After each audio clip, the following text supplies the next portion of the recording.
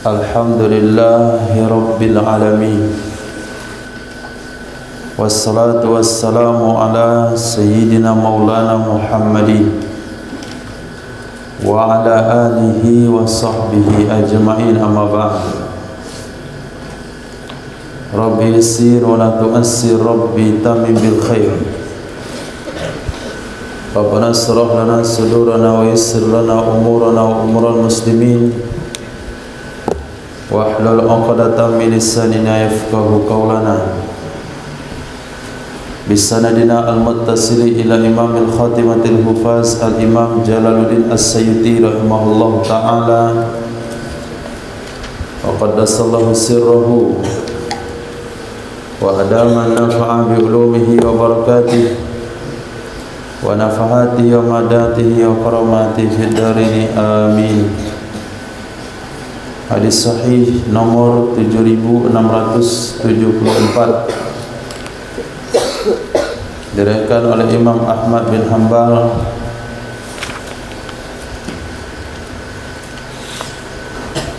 oleh Imam Tabrani, oleh Imam Hakim dari sahabat Sayyidina Uqbah bin Amir radhiyallahu ta'ala anhu. Baginda Nabi sallallahu alaihi wasallam bersabda,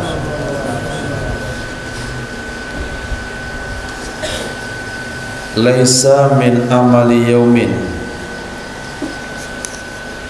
tidaklah dari amalan satu hari,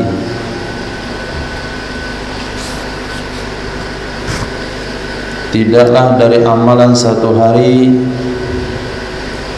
illa melainkan yukhtamu alaihi, ditutup ia seseorang atas amal tersebut.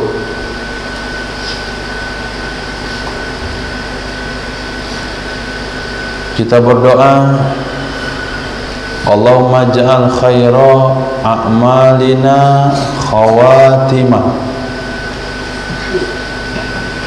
Ya Allah, jadikanlah sebaik-baik amalan kami itu yang paling akhir. Di sini dikatakan oleh baginda Rasul sallallahu alaihi wasallam,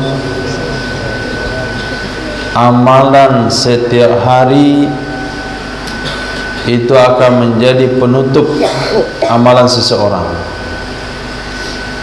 kalau memang dia berakhir pada hari tersebut. Fa idza maridal mu'min,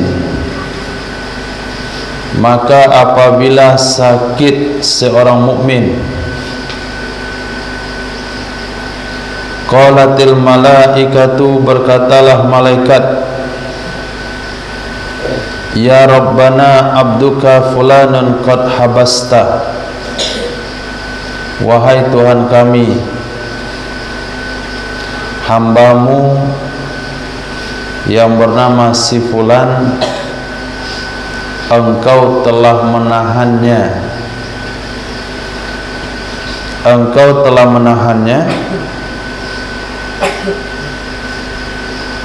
sehingga dia tidak bisa kemana-mana. Fayaqulu Rabbu, maka berkatalah Allah subhanahu wa ta'ala, akhtimu, tutuplah oleh kalian, lahu, bagi hamba tersebut, ala mislih amalih, sesuai dengan amalnya. sesuai dengan amalnya, hatta yabra'a, sehingga dia sembuh, au yamuta, atau dia meninggal dunia.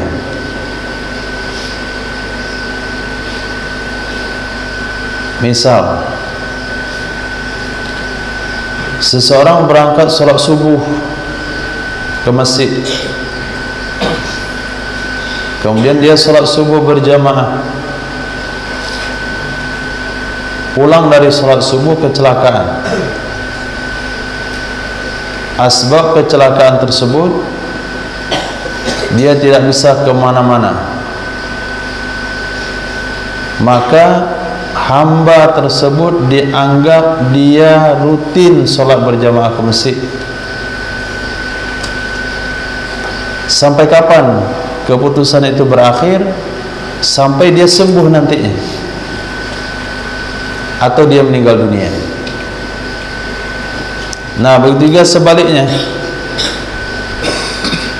Kalau sekiranya seseorang berbuat dosa, mabuk, asbab mabuk tersebut dia jatuh sakit, asbab mabuk tersebut dia nabrak tiang listrik, akhirnya dia terbaring di rumah sakit, maka dia dicatat pendosa dari hari dia sakit sampai dia sembuh. Kalau dia sembuh dia taubat, atau ketika sakit dia taubat, dia akan mendapatkan pembebasan dosa. Tapi kalau ketika sakit asbab dosa dan diakhiri dengan kematian, maka itulah amal terakhir dari hidupnya, yaitu berbuat dosa. Artinya yang diinginkan oleh Nabi pada hadis ini, selalu menjaga kebaikan, karena kita tidak tahu, bisa saja itu kesempatan terakhir bagi kita untuk berbuat baik, maka tidak boleh ditunda kebaikan. Sedang belajar Al-Quran, menghafal Al-Quran, naik asam lambungnya karena terlalu berfikir, memburu target, harus kubro juga tahun ini, akhirnya dirawat di rumah sakit, kemudian meninggal, maka dia dicatat meninggal sebagai pelajar Al-Quran. Bisa dipahami? Jadi bukan berarti ada orang-orang yang meninggal di tempat tidur, meninggal di rumah sakit, kita lihat nilai dia ketika sakit. Tidak. Nilai amalnya bukan nilai ketika sakit, tapi nilai amal terakhir dia sehat. Begitu juga riwayat yang diriwayatkan dalam kitab yang lain, dalam hadis yang lain, ketika seseorang waktu mukim, dia melakukan sholat jamaah, dia melakukan sholat rawatib. Ketika safar dia tidak bisa melakukan sholat rawatib, maka Nabi bersabda, Allah akan katakan, tulis hamba bagi hambaku amalannya ketika dia mukim. Asbab sakit tertinggal sekian amalnya, maka Allah katakan, tulis bagi hambaku seperti amalnya ketika sehat. Hadis berikutnya, Nabi sallallahu alaihi wasallam bersabda, laisa min gharimin, tidaklah dari orang yang berhutang, maaf, gharimin, orang yang memberi hutang. Karena gharim wazan fa'il ini memiliki dua makna, bisa bermakna fa'il, bisa bermakna maf'ul. Gharim di sini maknanya adalah orang yang menghutangkan orang lain. Laisa min gharimin, tidaklah dari penagih hutang. Yarji'u, yang dia kembali, min indi gharimihi,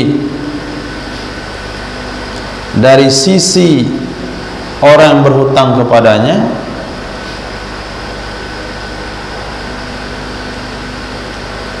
Nah, gharim di sini, gharim kedua maknanya orang yang berhutang kepadanya. Kalimatnya sama gharim, tapi maknanya beda. Gharim pertama penagih hutang, gharimihi orang berhutang.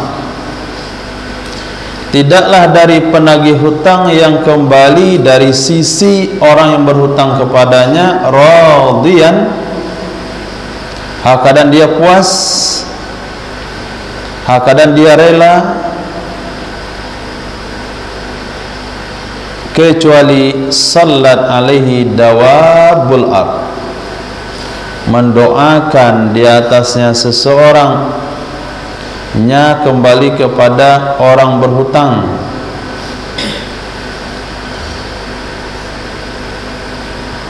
Mendoakan di atasnya seseorang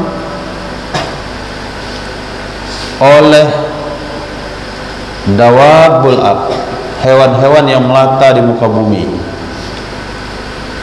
Wa nunul bihar, kemudian ikan nun di dalam laut.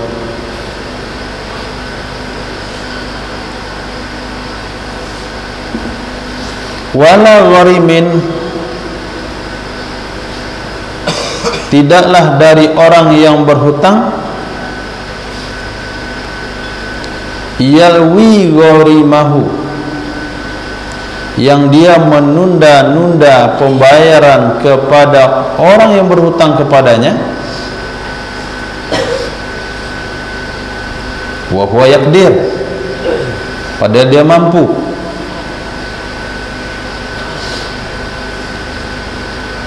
Dalam riwayat yang lain Nabi bersabda, layyul mutil zulmun illa kataballahu alaihi, melainkan menulis oleh Allah Subhanahu wa taala terhadapnya orang berhutang pada setiap hari dan malam satu dosa.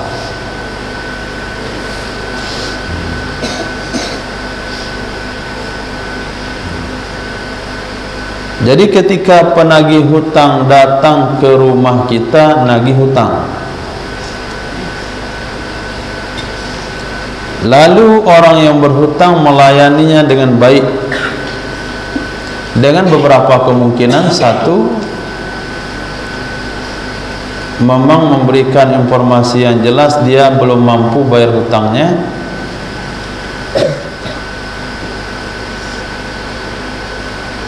Yang kedua, dia bayar hutangnya dengan senang hati.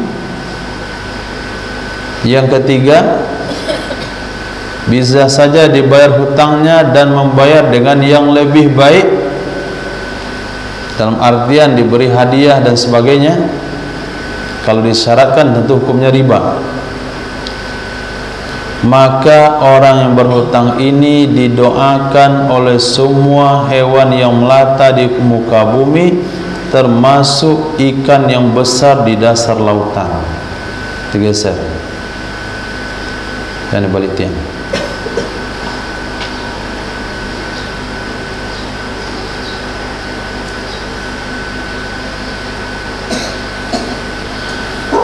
Tapi apabila orang berhutang mengecewakan orang yang memberi hutang kepadanya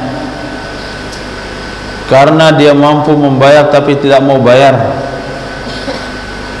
bayar tapi sulit membayar, membayar setelah diawali dengan pertengkaran dan sebagainya, sehingga dia tidak puas, orang yang memberi hutang ini kecewa kepada orang berhutang, maka orang yang berhutang ditulis dapat dosa setiap hari ketika hutangnya belum dilunasi,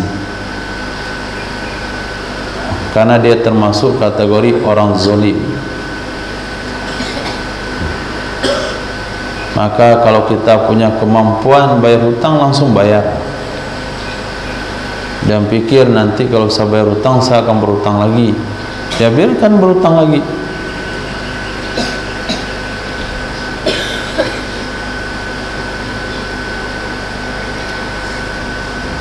Hadis berikutnya, laisa min lailatin illa wal bahru yusrifu fiha thalatha marrat. Tidaklah dari satu malam, maksudnya setiap malam, kecuali wal bahru, lautan, maksudnya laut asin, yusrifu fiha,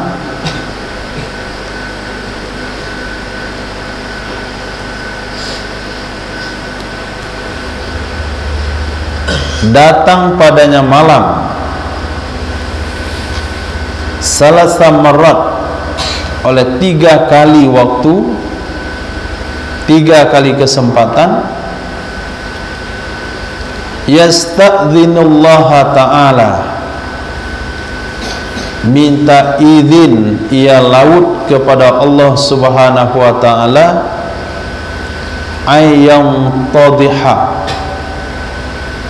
bahwa dia akan menumpahkan airnya alaikum, di atas kalian,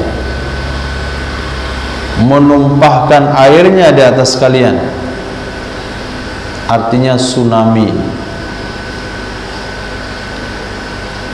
Fayakuffahullah, maka menahan akannya permintaan laut oleh Allah subhanahu wa ta'ala. Setiap kali, setiap malam, 3 kali laut doa kepada Allah, minta izin kepada Allah, ingin membuat kejadian tsunami untuk menyiram atau merusak, menghancurkan manusia. Allah tahan, jangan, nanti, jangan sekarang, tahun depan saja. Walaupun bilang tahun depan saja, tapi tiap hari tetap minta.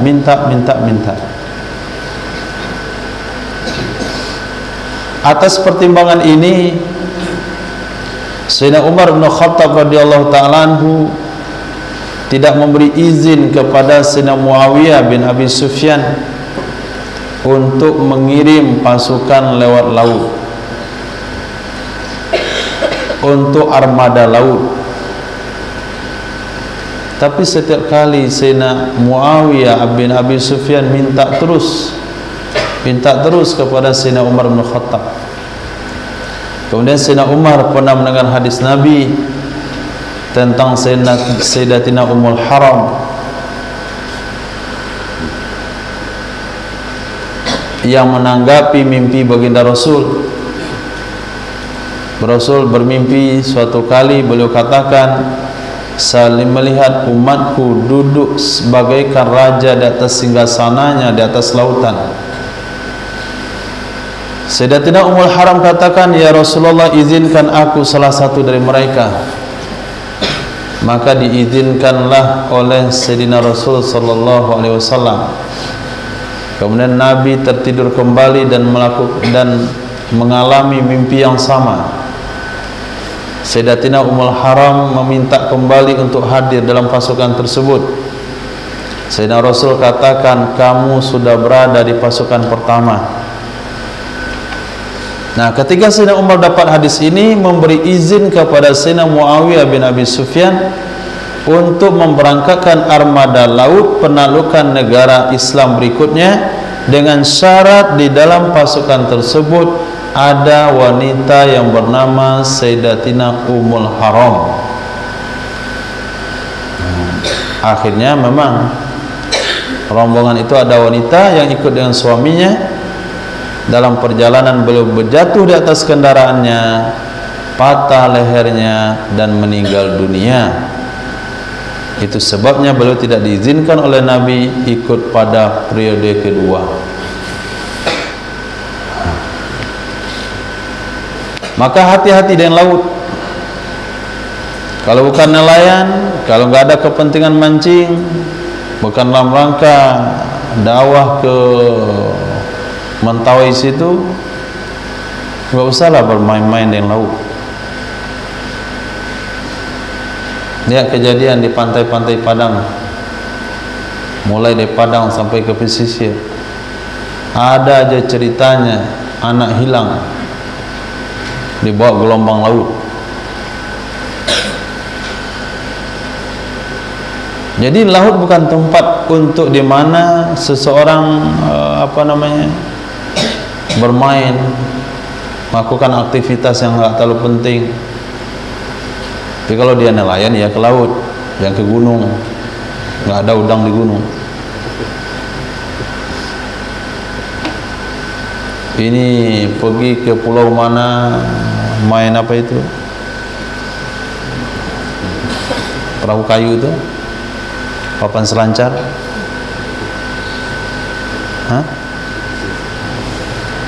hobinya masuk di dalam gulungan ombak. Biarkan aja orang-orang kafir yang main begituan, biar sekalian mati dia. Lihat ancaman laut, bagaimana kondisi laut dengan manusia. 3 kali setiap hari dia minta sama Allah untuk menghabisi manusia dengan gelombangnya. Kata Allah, jangan dulu. Nah, kadang-kadang Allah udah bosan juga dengan perangai manusia, diizinkan, terjadilah tsunami. Kadang-kadang diizinkan untuk individu hilang di telan laut, 3 hari baru ketemu udah mati. Nah, ini bahasa syariat. Bahasa hakikat, kalaupun tidak pernah ke laut, kalau takdirnya mati di laut, sekali dia pergi ke pantai langsung mati, nggak balik-balik. Itu takdir. Kita bukan bermuamalah dengan takdir, kita bermuamalah dengan syariat. Takdir hanya keyakinan, nggak boleh beramal dengan takdir. Takdir sebuah keyakinan, amal dengan syariat. Laisa minna man intahaba, tidak termasuk golongan kami orang yang merampok, mengambil harta orang lain secara paksa. Itu mana merampok. Au salaba,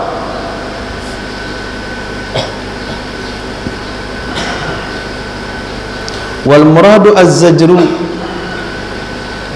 yang maksud di sini bukan mengeluarkan dari agama Islam. Bukan golongan kami berarti bukan Islam, berarti kafir orang merampok, bukan itu kesimpulannya. Kesimpulan di sini, hadis di sini, kata Imam Abdul Rauf Al-Manawi, yakni itu peringatan, ancaman, bukan mana hakikat. Au salaba, atau mengambil harta orang lain. Au asyara bisalbi, atau mengisyarat untuk mengambil harta orang lain.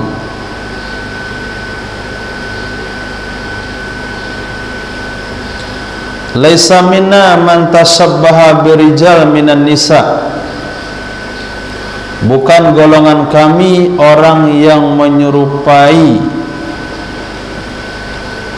dengan laki-laki. Bukan golongan kami man tashabbaha birijal, orang yang menyerupai dirinya atau menyerupakan dirinya dengan laki-laki. Minan nisa, kalau dia dari kalangan wanita.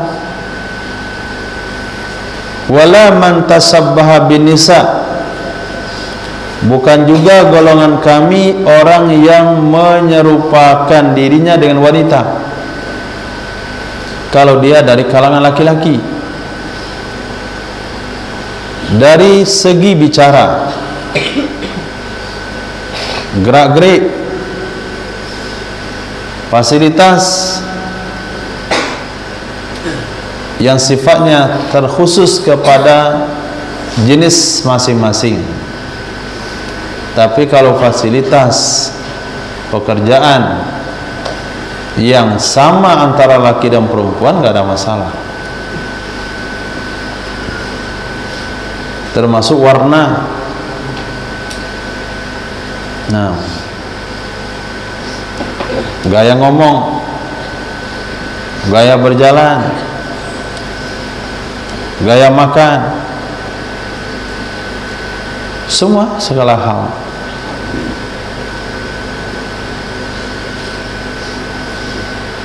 Laki-laki nggak boleh pakai lipstik, biar bibirnya merah, duduk di mempelai, si lipstik nggak boleh. Mau juga merah bibir, makan sirih saja.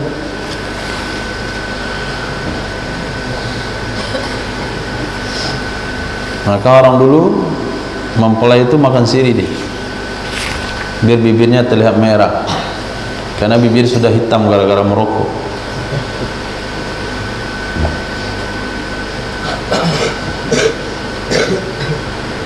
Jam tangan, jangan beli jam tangan cewek. Sendal, selimut pink.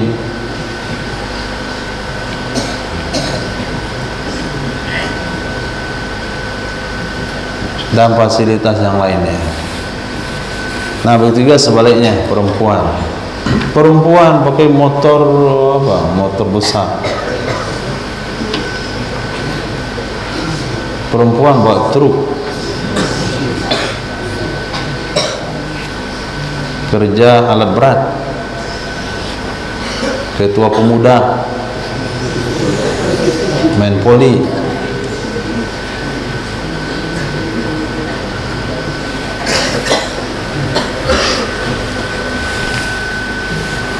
Nah, rokok, ngopi.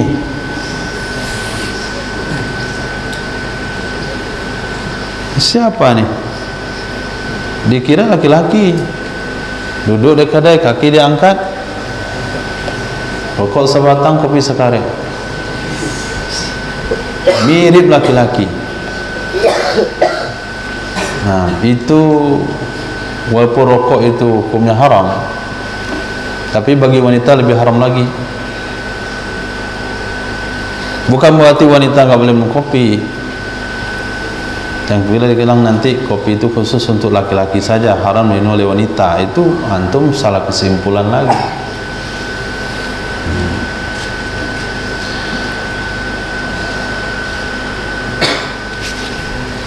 Laisa minna man tasabbaha bi ghairina. Bukan golongan kami orang yang menyerupai atau menyerupakan diri dengan selain kami, selain kita, selain Islam, Buddha, Tionghoa. Secara spesifik Nabi katakan wala tasabbahu bil yahud. Jangan menyerupakan diri dengan Yahudi. Jangan meniru Yahudi. Juga jangan meniru gaya Nasrani. Nabi sebutkan di sini satu contoh. Fa inna taslimal yahud isyara bil asabi. Sesungguhnya memberi salam bangsa Yahudi itu memberi isyarat dengan jari jemari.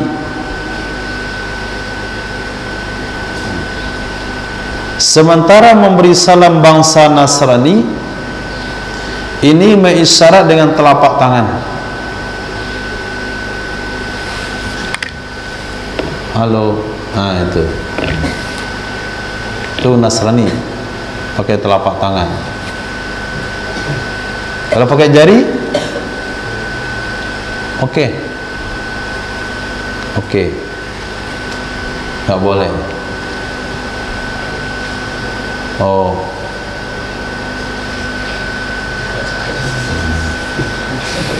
itu tasabbuh bil Yahud,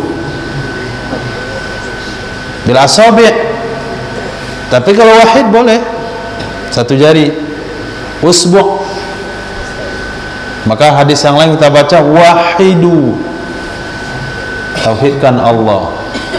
Tapi kalau sudah pakai beberapa jari, oh itu sudah mirip Yahudi. Lihat foto-foto antum di. Ini contoh kecil. Ya kalau orang ikuti paling memakan waktu 1 menit paling lama. Dia serupakan dirinya dengan Yahudi dan Nasrani. Bagaimana dengan hal-hal yang sifatnya berwaktu-waktu, berjam-jam, atau 24 jam? Jenggotnya diukir, dikikis, bikin bintang, dianyam, diikat, rambut sini tipis, panjang. Nah itu bukan 1 menit, bukan 2 menit, 24 jam.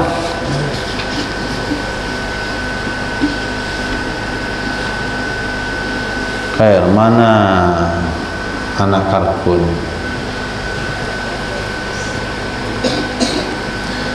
Itu antara bibir sama jenggot, apa yang membedakan Yahudi sama Nasrani?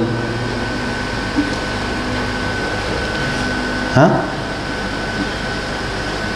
Panjang kedua-duanya, kumis panjang, jenggot panjang, itu siapa? Hah? Siapa? Batal jadi anak karkun nanti.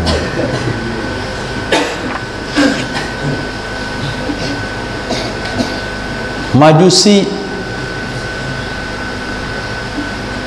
Lihat itu si botak petapa, gua panjang, kumis panjang, alis panjang.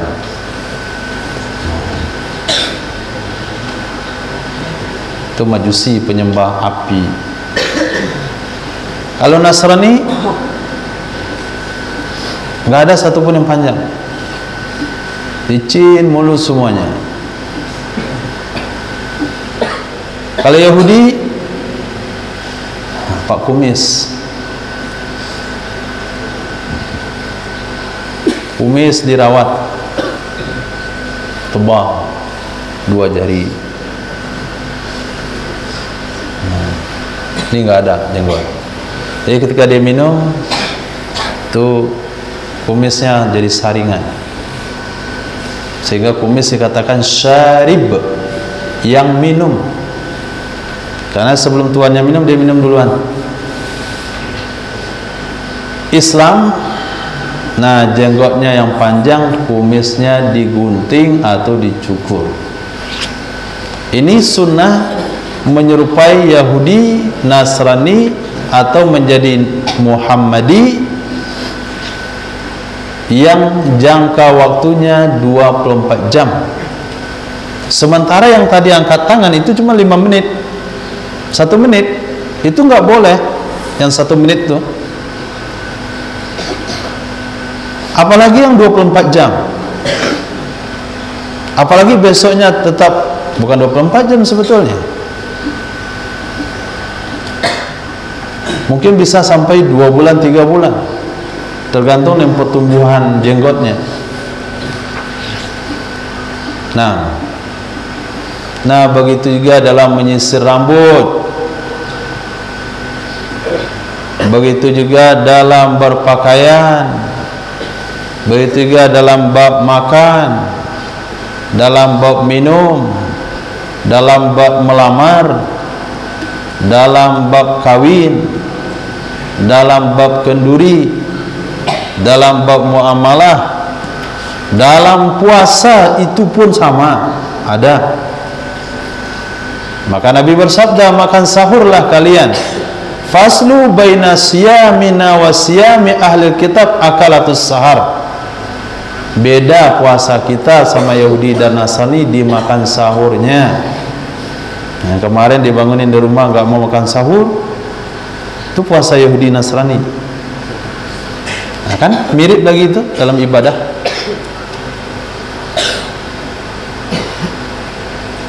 Jadi ada potensi-potensi seseorang menyerupai Yahudi dan Nasrani dalam segala hal. Kalau dia melakukan amal tidak sesuai dengan sunnah Rasul. Sehingga para sahabat dan Nabi dan para sahabat ini berusaha semaksimal mungkin tidak menyerupai Yahudi dan Nasrani, termasuk puasa tanggal 10 Muharram. Karena puasa tanggal 10 Muharram demi menghormati kebebasan Nabi Musa, tapi karena serupa dengan Yahudi, Nabi robah aturannya puasa tanggal 9 dan 10. Walaupun dalam hal ibadah nggak boleh. Bisa paham? Nah, baru muncul ittiba dengan sunnah Nabi, bangga dengan apa yang kita punya, jangan ikuti ajaran orang-orang yang dibenci dan disesatkan oleh Allah. Apa makna ayat ghairil maghdubi alaihim waladdallin?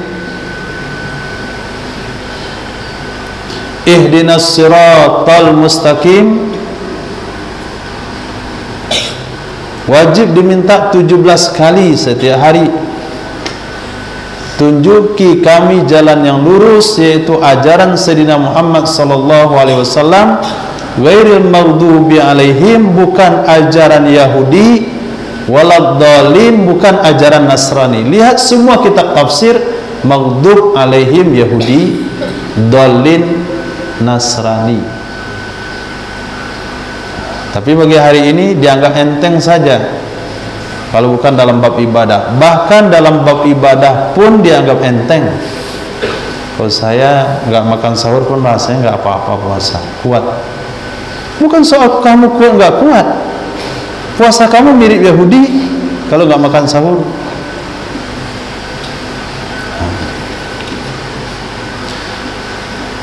Khair. Hadis berikutnya, baginda Rasul sallallahu alaihi wasallam bersabda, laisa minna man tatayyaro, bukan golongan kami orang-orang yang melakukan tatayyur. Tatayyur makna dasar mengundi nasib dengan burung. Tuh ada sarang burung dekat sini. Itu bagian dari makhluk Allah, jangan diganggu. Nah, kemudian antum mau pergi ke pasar raya, mau beli sesuatu. Nah, kira-kira perjalanan saya sekarang ini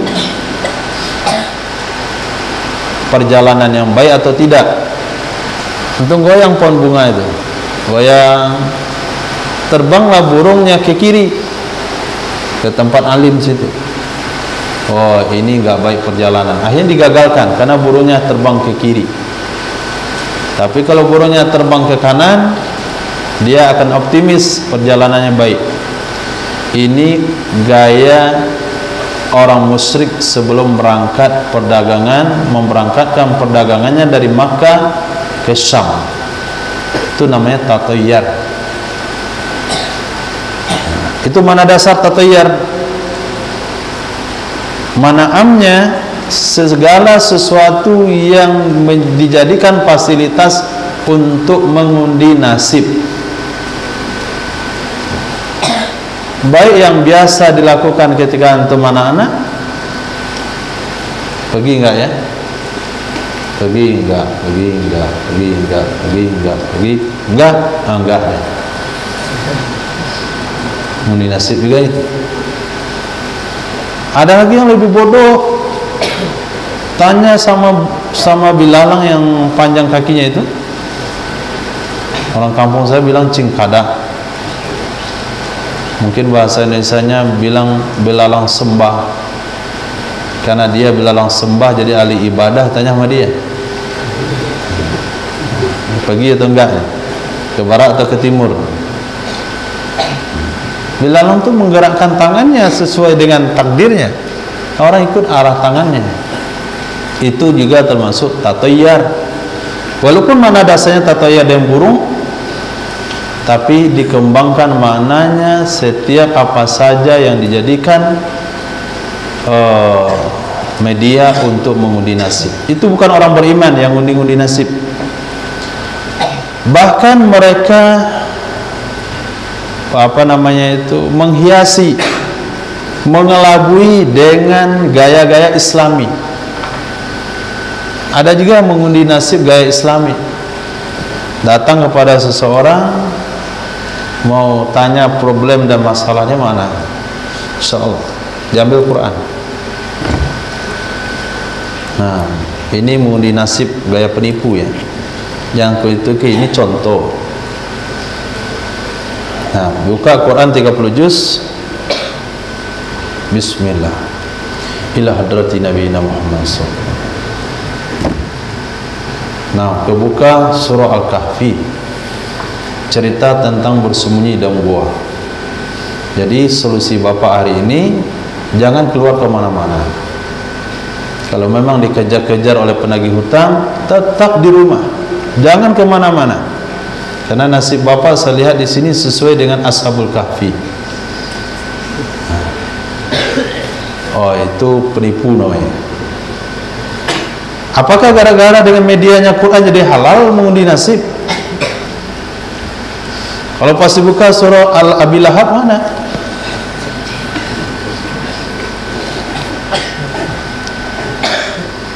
Kemudian man tutuyiralahu,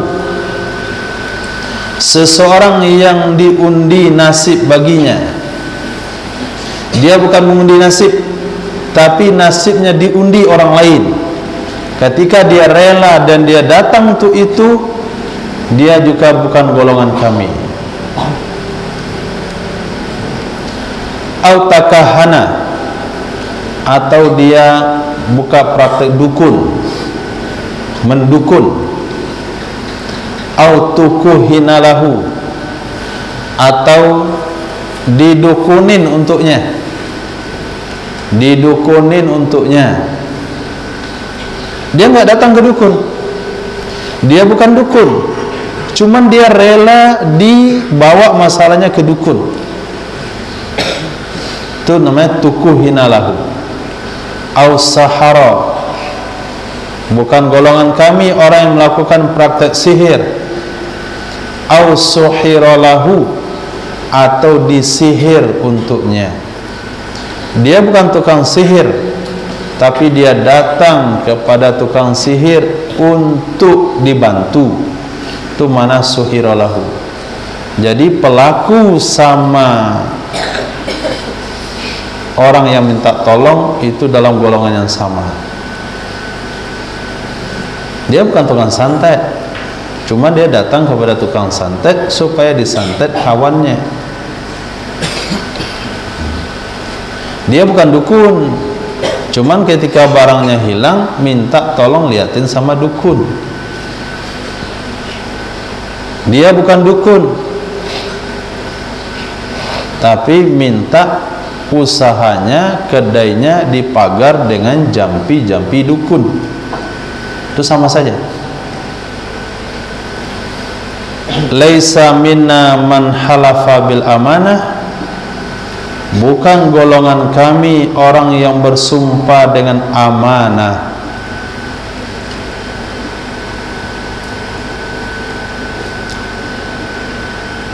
Bersumpah dengan amanah.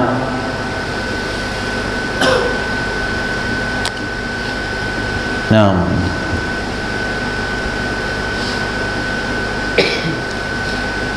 laisa huwa min zawi uswatina. Isi pejabat tersebut dikatakan suamimu kan pejabat. Nah, suami kamu pejabat, tapi kehidupan kamu pas-pasan. Kapan dari suami kamu korupsi dikit? Nah, ketika suaminya pulang, biasa jawaban salam dari suaminya itu, dari istrinya itu bagus. Suatu ketika suaminya pulang ucapin salam, jawabannya udah beda. Cara sambutannya beda. Karena beliau adalah salah satu ulama, beliau sadar bahasanya istrinya sudah kena pengaruh orang lain. Maka suaminya sholat, dapat sholat dia doakan, ya Allah butakan mata orang yang membuat buta mata istri saya. Lama-lama tetangga ini mulai ragu nih. Penglihatan yang tadinya jauh sekarang mulai hilang. Sadar di atas kesalahannya, dia minta maaf. Maka penglihatannya kembali utuh. Ini masuk bentuk khobbaba. Jadi bukan berarti hanya dalam kasus ditinggalkan oleh tunangan, tapi juga pengen merusak keluarga orang lain. Apapun caranya, apapun tujuannya, nggak boleh. Kamu setia ya sama suami kamu yang udah sakit 3 tahun itu? Apa yang punya suami nggak bisa cari nafkah? Kamu cari nafkah, kembalikan aja ke rumah orang tuanya. Itu bisa saja doktrin itu terjadi. Yang tadi dia udah hampir jadi istri soleha, karena suaminya dalam takdir lu mahfuz meninggal 2 hari lagi, diantarkanlah ke rumah orang tuanya 2 hari baru suaminya meninggal. Kata orang-orang itu meninggal gara-gara diantarkan ke rumah orang tuanya. Maka istrinya berdosa. Yang lebih berdosa lagi bukan umat Nabi Muhammad, orang yang menghasut tadi. Nah, hadis sahih. Hadis berikutnya juga sama. Laisa minna man khabbaba imra'atan ala zawjiha. Bukan golongan kami seseorang yang merusak seorang wanita terhadap suaminya. Au abdan ala sayyidi, atau merusak seorang budak terhadap sayyidnya, mempengaruhi kepada kerusakan. Laisa minna man khasa. Bukan golongan kami orang yang berkebiri, awih taso, atau yang minta dikebiri. Itu bukan golongan kami. Dia menjadi ahli ibadah, tapi tuntutan nafsu mengganggu. Yang dia datang ke rumah sakit, minta dibedah, operasi. Nah, dibuang biji gandumnya. Biji gandum, biji durian, kebesaran. Biji salak, dibuang biji salak. Nah, biji salak itu kalau udah buang, itu salaknya busuk.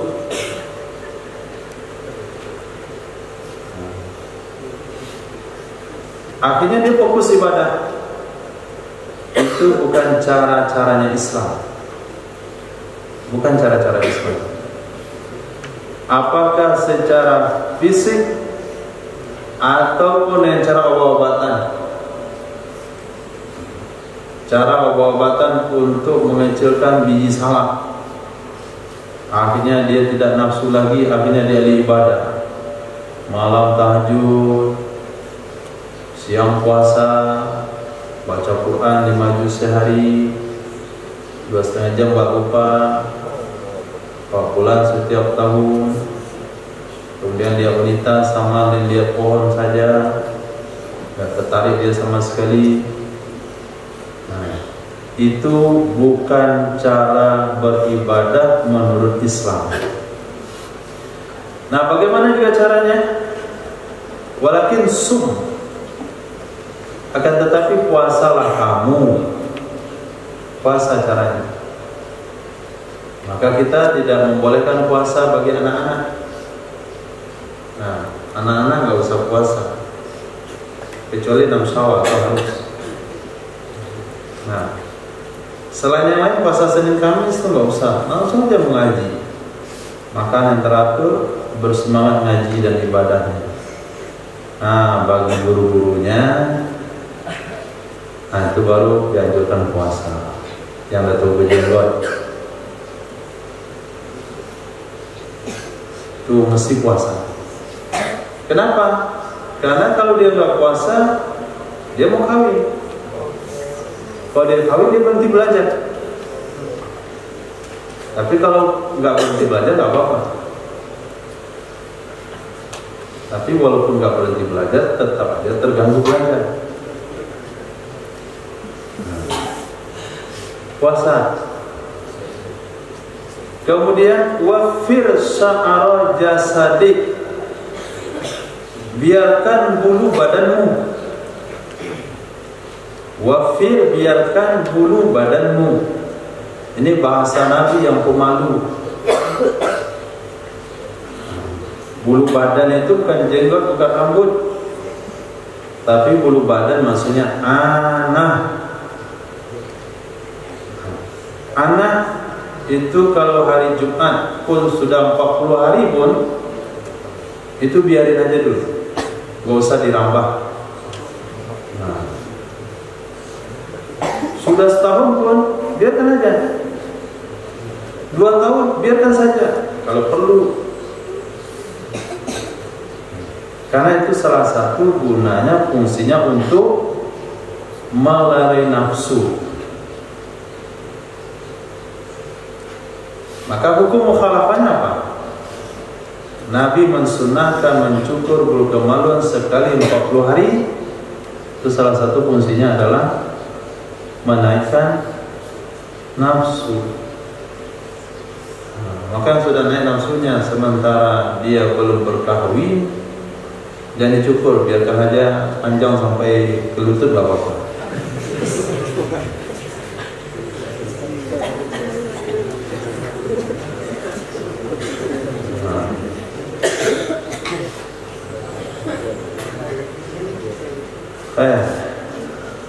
Lengkap, hadis itu lengkap semuanya. Laisa minna man da'a ila asabiyatin,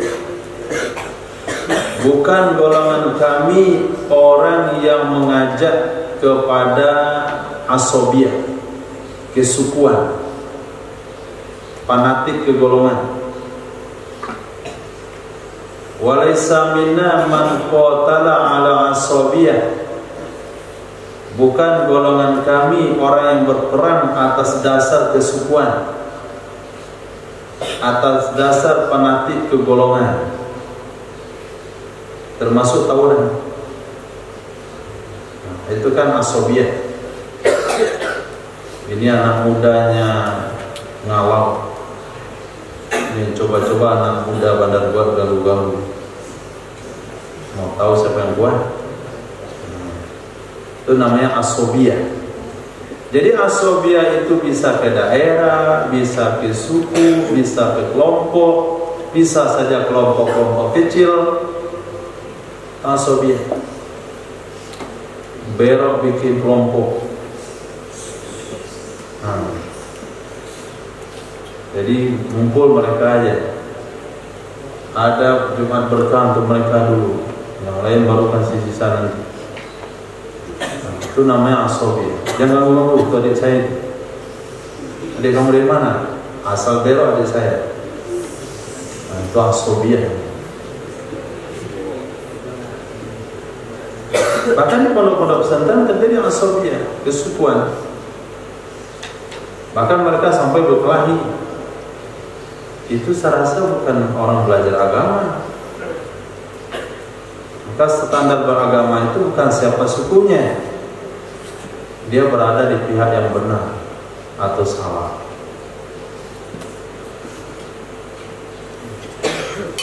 Lau kanat Fatimatu bintu Muhammadin sarqat laqata'tu yadaha.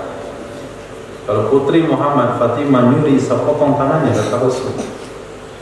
Ini maknanya agama tidak ada asobiyah, tidak ada kesukuan dan sebagainya. Walaysa minna man mata ala asobiyah. Bukan golongan kami orang yang meninggal atas kesukuan. Jadi fasilitas yang dia punya, kemampuan yang dia punya, perjuangan yang dia berikan itu atas kesukuan, lalu dia meninggal dalam kondisi seperti itu, maka dia bukan golongan umat Nabi Muhammad sallallahu alaihi wasallam.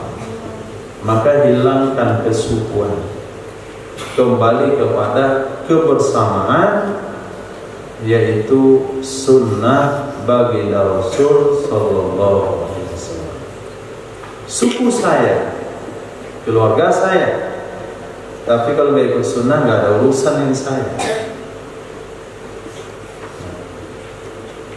Sayyidina Abdullah bin Umar mampu tidak mau bicara dengan anaknya sampai mati, gara-gara mengutamakan pendapatnya daripada hadis baginda Rasul sallallahu alaihi wasallam.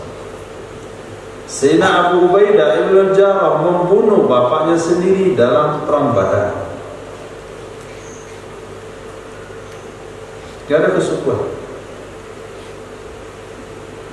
Walaupun dia bukan suku kita, bukan bahasa kita, tapi apabila dia umat Nabi Muhammad, itu adalah saudara. Innamal mu'minuna ikhwah. Jadi keikutan dengan apa yang terjadi. Nah, ini persaingan militer, persaingan apa saja, melihatnya bukan negara siapa, tapi lihat agamanya. Laisa minna man salaq. Bukan golongan kami,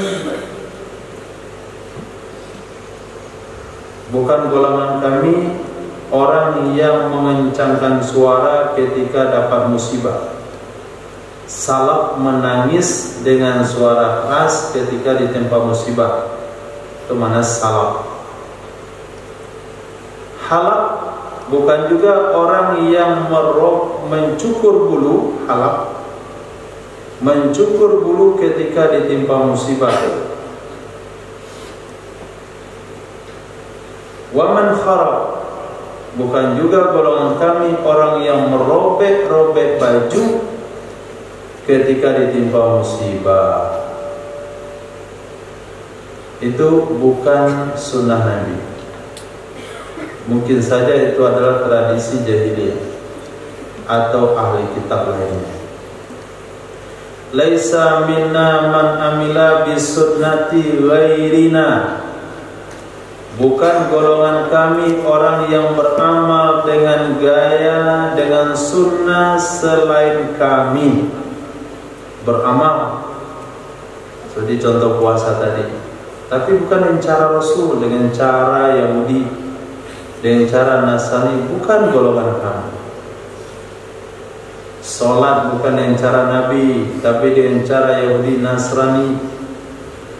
Laisa minna man ghasya, bukan golongan kami orang yang menipu. Wasya, menipu. Laisa minna man ghasya musliman, bukan golongan kami orang yang menipu seorang muslim. Pura-pura cacat, jadi pengemis. Wasya, pura-pura sakit, minta izin istirahat. Wasya.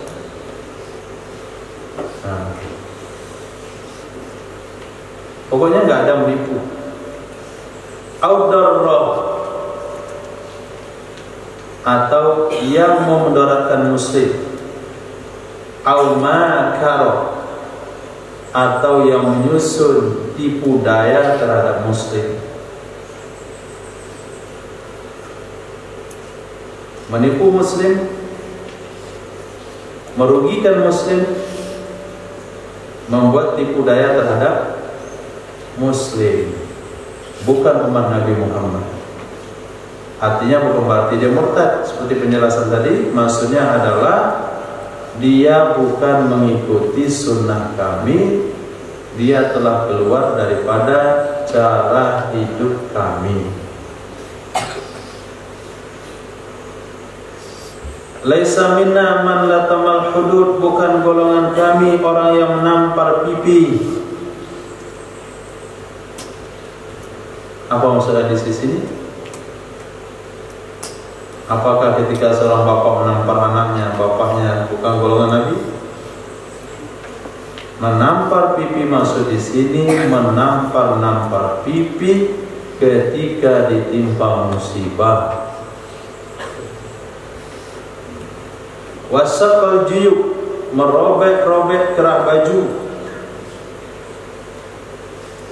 Wada'a bidakwal jahiliyah, kemudian berdoa dengan doa orang jahiliyah, mengeluarkan seruan-seruan orang jahiliyah. Siapa makan lai, siapa magi piti lai. Nah itu. Maka ketika itu jenazah akan dihardik oleh malaikat. Betul kamu yang ngasih makan? Sambil ditohok, dipukul kepalanya. Betul kamu ngasih makan. Ini kalau mayit tidak mengajarkan agama kepada anaknya, atau tidak berwasiat seperti yang dilakukan oleh Sayyidina Amr bin As radhiyallahu ta'ala anhu, kalau saya meninggal jangan kalian ratapi, saya terbebas daripada perbuatan kalian. Laisa minna man lam yataghanna bil Qur'an. Rahul. Nah di sini dihafal. Hafal belum? Mana Rahul? Bukan golongan kami. Dihafal hadisnya? Ustaz Rahul. Bukan golongan kami orang yang tidak menghiasi Al-Quran. Rahul jadi imam, itu sama dengan imam tarawih. Bismillahirrahmanirrahim. Alhamdulillahirabbil alamin. Arrahmanirrahim. Maliki yaumiddin. Iyyaka na'budu wa iyyaka nasta'in. Enggak boleh. Waktu kubro enggak ada masalah. Ketika imam depan bukan kubro lagi. Nah, dipanjangin suaranya. Karena bukan golongan kami orang yang tidak bersungguh-sungguh membaca Al-Quran dengan kemampuan terbaik yang dia punya. Dan juga bukan golongan kami orang yang keterlaluan dalam hal ini. Itu nggak boleh juga berlebihan.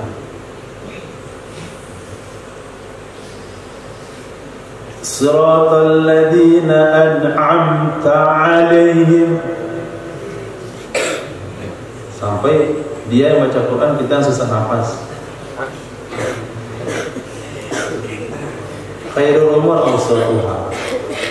Bukan dia yang lurus yang mirip-mirip apa, mirip aja lurusnya semuanya. Nah, mulutnya kebuka cuma dua lembar kertas. Bismillahirrahmanirrahim. Alhamdulillahirrahmanirrahim. Laisa minna. Bukan berarti agama mesti menuntut suara bagus. Enggak. Yang penting maksimal dengan Quran.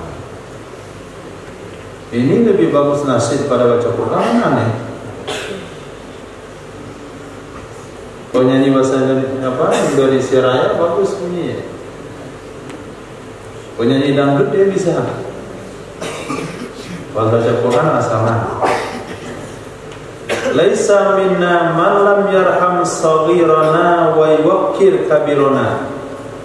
Bukan golongan kami orang yang tidak kasihan sama yang kecil-kecil di antara kami, lalu tidak menghormati orang yang dewasa di antara kami.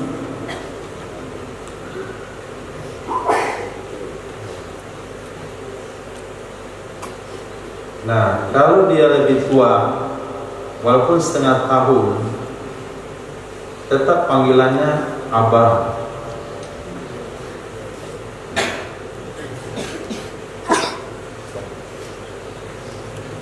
Walaupun antum yang mengajarnya, nah tetap laporannya abang.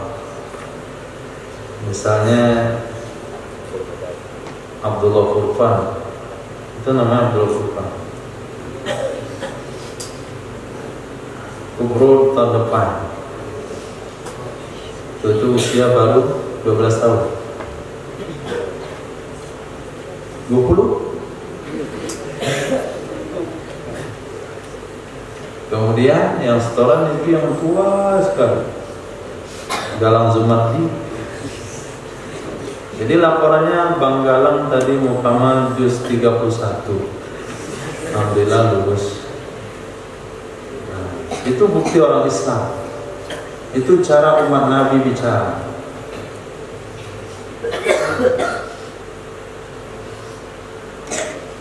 Memberikan fasilitas lebih awal kepada yang lebih tua. Ngantri, tapi hak sebagai dia orang tua kasihlah. Ngantri belakang orang tua udah capek dia bungkuk begini deh. Itu memang jatah antum. Tapi dia nggak salah kalau dia suruh duluan. Naik Trans Padang, kakek-kakek udah bergantung situ, hampir dijemput mereka Israel. Antum duduk aja santai di kursi situ. Ada lagi para anaknya didudukin di tempat yang sebelahnya. Dia bayar cuma satu orang, anaknya dikasih lagi kursi, orang tua berdiri. Itu bukan orang Islam. Nah, orang Islam itu yang mengasihani yang kecil, kemudian menghargai yang dewasa. Walaupun jatah piket itu sama, tapi janganlah amir nyuruh yang kecil ngangkat sayur satu kuali. Ini amirnya si Haji. Nah, antum di sayur itu angkat sini, nasi dibagi.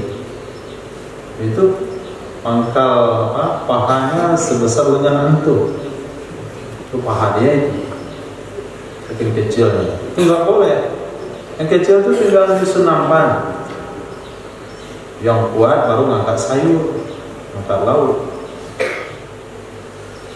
Suruh nyuci beras yang kecil, purionya saja sama berat yang badannya. Setahun di sini nggak mau tambah badannya. Orang Minang bilang tacido. Nggak boleh. Kasih sayang kepada yang kecil, hormati yang dewasa. Ada juga tradisi satu keluarga, itu adiknya panggil kakaknya, nggak tahu kita menantang kakak mana adik di sana. Panggil nama semuanya. John, nanti di mana John?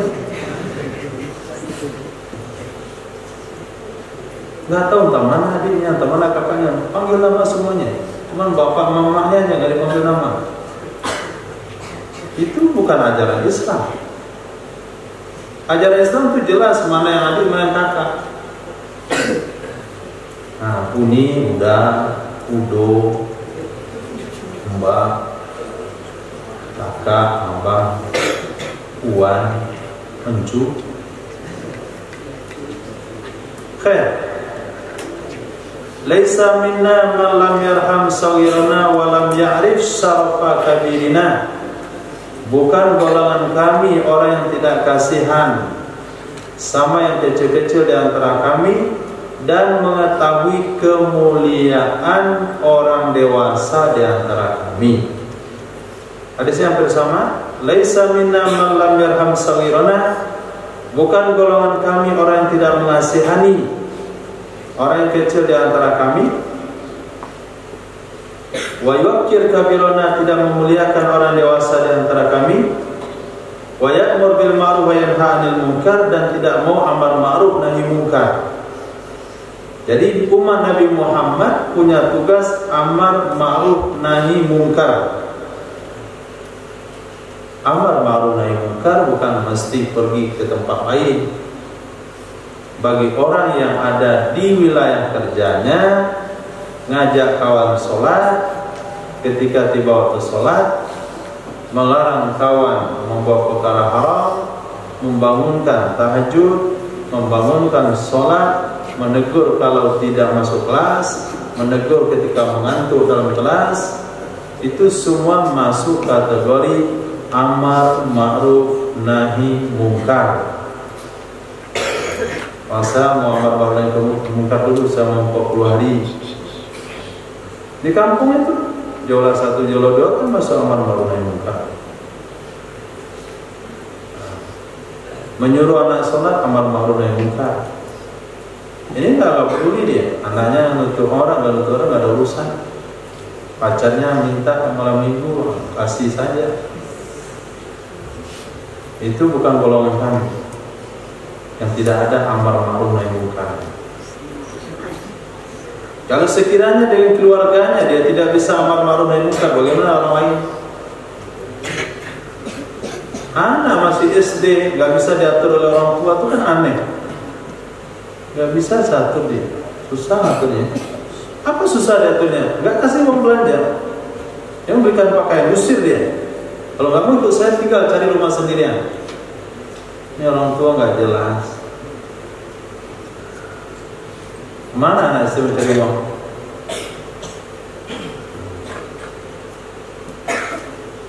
Ini baru kelas 4 SD, nggak bisa kita paksakan anak-anak. Kalau mau sholat, alhamdulillah. Kalau enggak, mana lagi? Dah waktunya. Nah, dah waktunya nggak sholat, karena bapaknya juga nggak sholat. Laisa minna man lam yujilla kabirana, bukan golongan kami orang yang tidak memuliakan orang yang dewasa di antara kami, wa yarham saghirana, tidak mengasihani orang yang kecil di antara kami, wa ya'rif li alimina haqqa, bukan juga golongan kami orang yang tidak tahu bagi ulama kami akan haknya.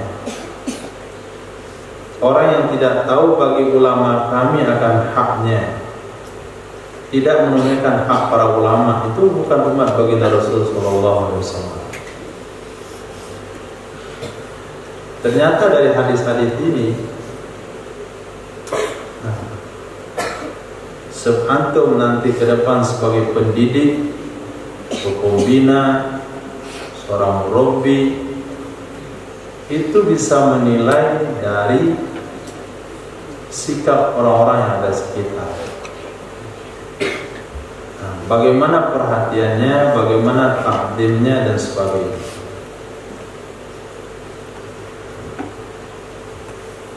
Maka jangan terlalu berharap kepada keluarga, kepada kelompok, kepada golongan yang tidak menghargai ulama di dalamnya.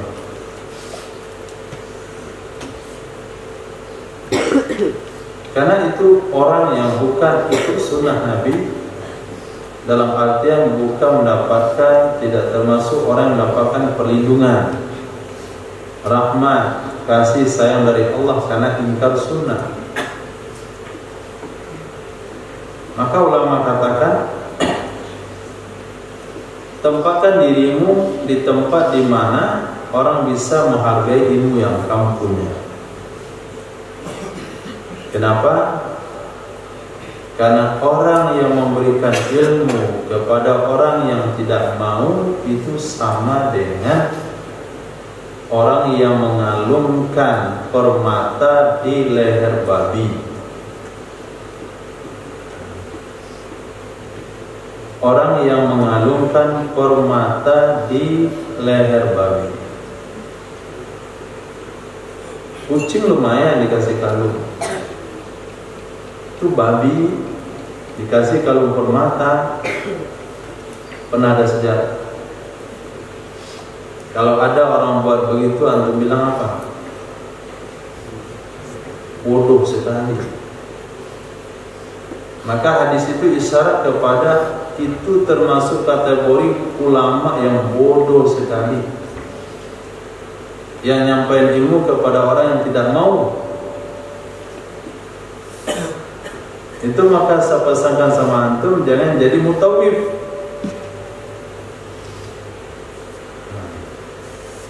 Ketika antum jadi mutawif, antum punya kewajiban memberikan misalnya bimbingan kepada jamaah, nasihat kadang-kadang. Nah, ketika di antara jamaah itu dikumpulkan untuk diberikan nasihat, ada seketika nggak mau itu. Sementara antum punya tuntutan tugas sebagai seorang mutawif. Lalu jamaah di bawah pasti ada salah satu atau duanya, satu atau dua orang yang nggak mau. Sehingga ketika berikan arahan, dia kan nggak perlu begitu. Duduk, nyandar, mengulurkan kaki. Padahal kau orang tua. Berarti kita ada kayak orang bodoh ya. Mengasih pengetahuan, menyampaikan ilmu kepada orang yang nggak mau. Nah, kalian mau saja.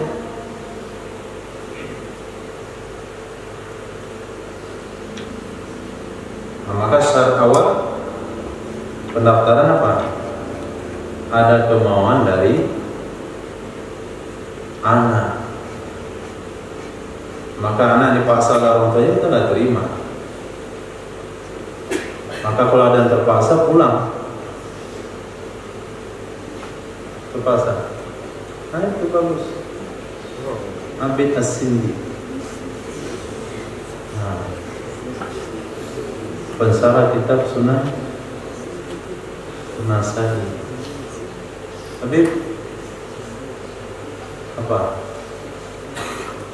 Enggak makan. Nah, ini disuruh minta nanti Ustaz Al-Alim Allama Al-Faqih Rehan Shah Hidayah untuk memberikan tausiah dan arahan kepada anggota DPR MPR. Itu besar amplopnya. Pas hadir antum dalam majelis itu ada saat bagian dalam handphone, ada yang mengantuk karena memang hobinya mengantuk orang-orang itu. Ada juga yang goyang-goyang kaki. Dan tutup aja pengajiannya. Assalamualaikum warahmatullahi wabarakatuh. Hanya sampai sekian. Nah, saya mau pulang dulu, bosan ya kalian.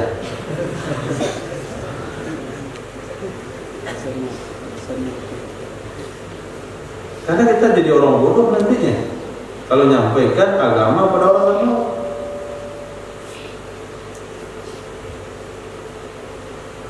Batal ampulnya biarin batal, nggak diundang besok nggak ada masalah. Alhamdulillah. Kepada mau jadi orang bodoh, rezeki kan dari Allah.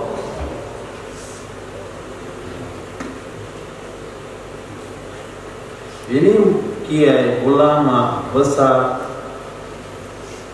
datang ke sebuah dalam majelis, kemudian orang tidak mau dan ceramah disampaikan sebetulnya, ya kita juga nggak mau. Kita hanya mau kepada yang mau, sangat tidak mau di orang yang nggak mau. Nah, kenapa tidak ada kebaikan pada diri orang yang tidak mengenal hak para ulamanya? Lihat daerah-daerah yang menghargai para ulama dan para santri, daerahnya bagus. Lihat tempat-tempat yang tidak menghargai ulama.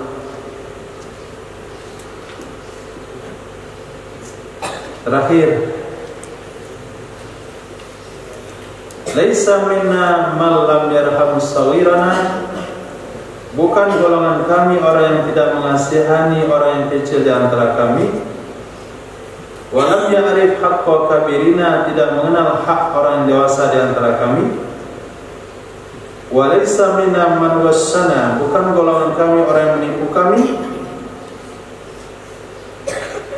Wa la yakunul mu'minu mu'mina, tidak adalah orang beriman itu menjadi orang beriman yang sempurna. Mu'minan kamilan, ada kalimat yang ditakdirkan, hatta yuhibba lil mu'minin ma yuhibbu li nafsi, sehingga dia mencintai bagi orang beriman apa saja yang dia sukai bagi dirinya. Jadi bukti orang beriman yang sempurna imannya, dia menginginkan orang beriman mendapatkan apa yang dia dapatkan. Maka dia orang yang penuh dengan kerisauan. Alhamdulillah dia sholat jamaah ke masjid, dia juga pengen dia cabut. Dia juga pengen orang lain sholat jamaah di masjid. Dia berhasil dalam pendidikan, dan dia juga harus pengen kawan-kawannya berhasil dalam pendidikan. Dia mendapatkan kemudahan, dia juga pengen kawan-kawannya mendapatkan kemudahan. Dia terperosot dalam lubang, kemudian dia ingatkan supaya kawannya tidak masuk ke lubang di mana dia sudah terperosot ke lubang tersebut. Bukan pengen juga. Saya jatuh sekali, dia jatuh sekali juga. Itu bukan orang beriman. Misal contoh ringan dalam dunia kesantrian, misalnya kebeli satu produk, sorban kah, ke selendang, ke baju, jelek produknya, kasih tahu sama kawan, jangan beli produk ini, penyesal beli, jelek, gak bagus. Itu namanya orang beriman. Kita tahu kawan pengen beli, kita biarin saja. Saya rugi, biar dia rugi sekali, sama rugi sekali. Itu dengkinya, bukan sifat orang beriman. Santai dia lewat mau pergi sholat Jumat, daerah pinggir pendakian situ, ada bunga situ. Nah, pernah sengat dia satu kali, gak kasih tahu sama kawannya. Santai saja, biar kawannya lihat sendiri kena semua. Tebal bibirnya sebelah.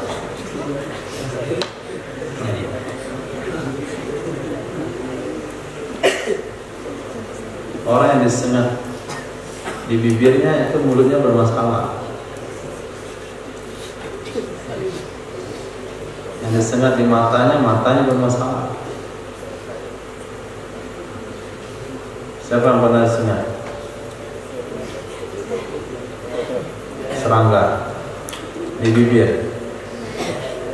Nah, nanti pernah gibah, sering gibah.